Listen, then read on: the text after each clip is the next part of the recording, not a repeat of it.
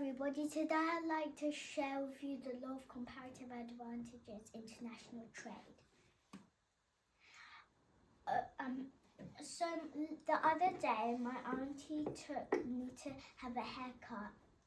She paid £15 to the hairdresser who came late afternoon for my auntie's yummy bakery. Everybody does some sort of trade. In this case, my auntie traded her yummy bakery for a haircut. Everyone gains. In the pretty much same way countries trade. For example, China t-shirts and USA airplanes on an enormous scale. Look at international trade, USA versus China. If China can produce 60,000 planes and the USA can produce 12,000 planes and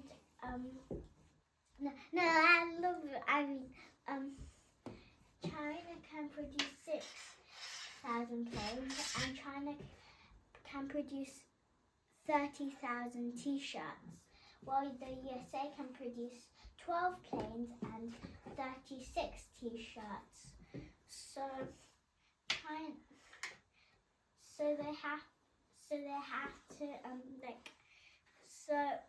for China, one plane costs 5 toys, and for the USA, one plane costs 3 toys. For China, one t-shirt equals one plane. One t-shirt equals 1/5 of a plane. Oopsies. And the USA, one t-shirt equals 1/3 of a plane. So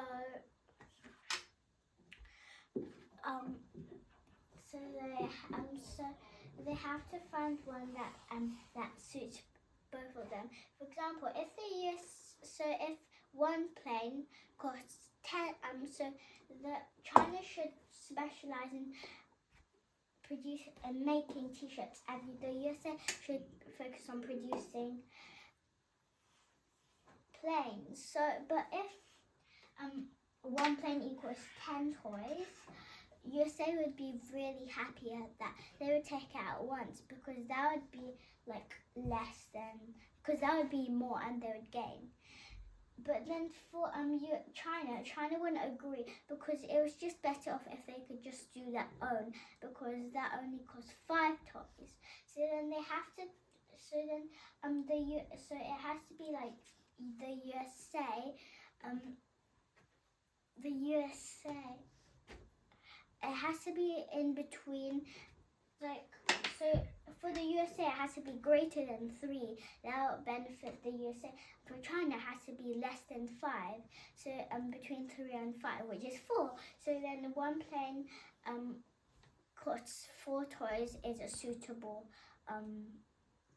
thingy.